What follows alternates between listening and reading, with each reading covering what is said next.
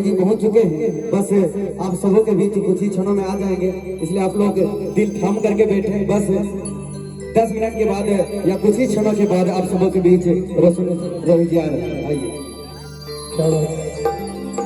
आइए आज यहाँ एक से एक स्टार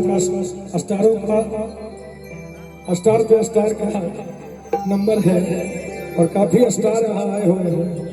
आइए देखिए, एगो लड़का कहा था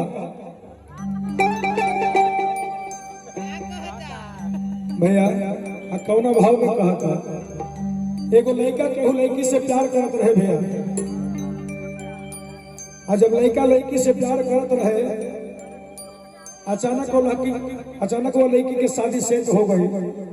जब लड़किया के शादी सेट हो गई, एक दिन वो अपना लवहर के लगे मोबाइल करत रही, नंबर डायल कर लिए और के बोलौले बाड़ी और के बोला के कहा तारी के देखा आज दिन से हमार तहार अब मिलन संभव नहीं है।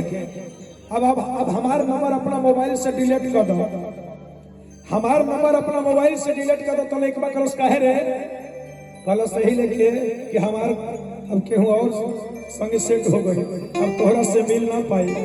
लइकवा कलश के जान ई ठीक ना हो, ई तू कैसे सोच ले कि हम तोहरा बिना जी ले।